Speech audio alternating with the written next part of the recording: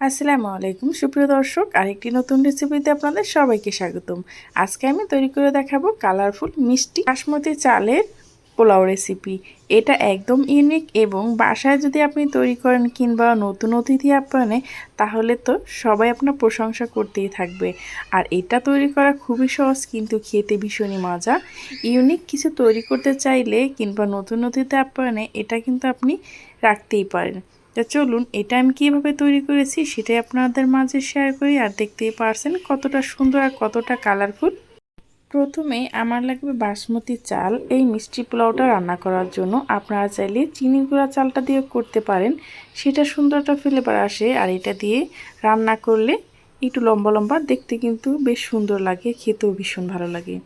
চালটাকে প্রথম ভালোভাবে ধুয়ে আমি এখানে দিয়ে দিলাম একটি তেজপাতা, এলাচ এবং দারচিনি দিয়ে আমি এখানে পর্যাপ্ত পরিমাণ পানি এবং দিয়ে দিচ্ছি 1 টেবিল চামচ ভিনেগার আর দিয়ে দিচ্ছি এটা স্বাদমতো লবণ।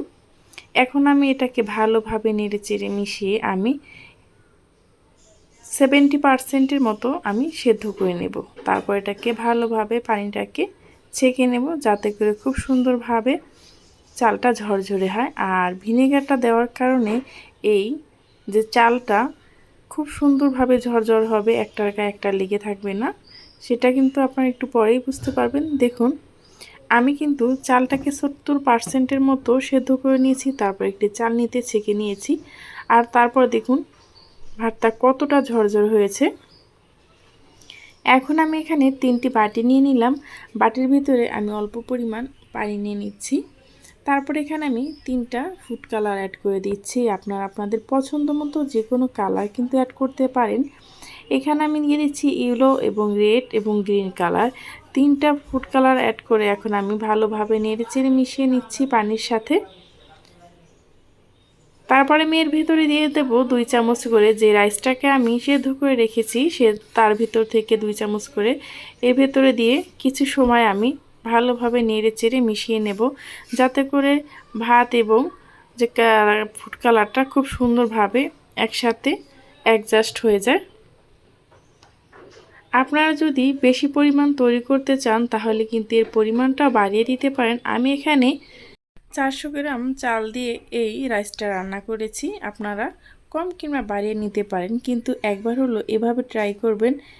দেখা যায় আমরা সব সময় পোলাও রান্না করে থাকি, অনেক সময় সাদা কিংবা বিরিয়ানি সব কিছুই কিন্তু আমরা খেয়েছি। কখন কি এভাবে মিষ্টি পোলাও রান্না করে খেয়েছেন? যদি না খেয়ে থাকেন তাহলে একবার হলো এভাবে ট্রাই করবেন, আশা করি আপনাদের কাছে ভালো লাগবে।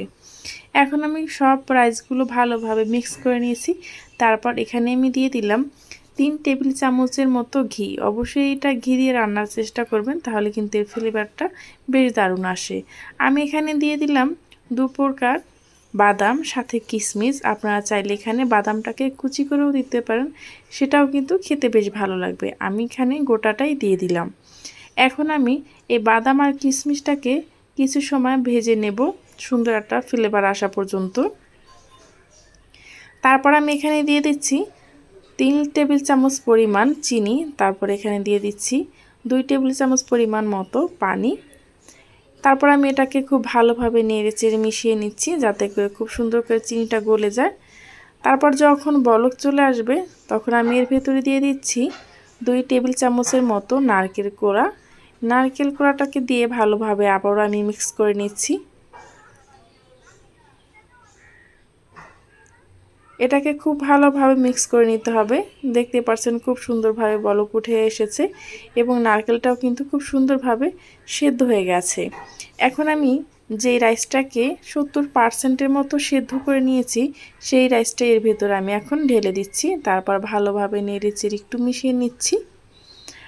আর যে 30% আছে সেটা কিন্তু খুব সুন্দরভাবে এখন আমি রান্না করব, তার ভিতরে কিন্তু হয়ে যাবে। এখন আমি যেই রাইসগুলোকে কালার করে রেখেছিলাম সেটা কিন্তু এর ভেতরে দিয়ে দিচ্ছি। আপনারা যদি কালার করতে না চান এভাবে কিন্তু রান্না করে খেতে পারেন, খেতে কিন্তু অসাধারণ লাগে। এখন আমি সবগুলো দিয়ে দিচ্ছি এক এক করে। তারপর আমি যে বাদাম আর কিশমিশটাকে ভেজে রেখেছিলাম সেটাও দিয়ে দিচ্ছি। তারপর আমি 3 থেকে 4 মিনিট মিডিয়াম আঁচে রেখে আমি ঢাকনা দিয়ে ঢেকে রেখে দেব, যাতে করে খুব সুন্দরভাবে ভাপটা উঠতে পারে। যখন খুব সুন্দরভাবে ভাপটা উঠে গেছে তারপর আমি ভালোভাবে নেড়েচেড়ে মিশিয়ে নিচ্ছি উপর থেকে নিচে। এই অবস্থায় একটু আলতোভাবেই নেড়েচেড়ে মিশিয়ে নিতে হবে যাতে করে রাইসগুলো ভেঙে না যায়। এতে খুব সুন্দরভাবে আমার কিন্তু রাইসটা হয়ে গেছে। আর এটা যখন ঠান্ডা হবে তখন কিন্তু একদম পারফেক্ট ঝরঝরে হবে।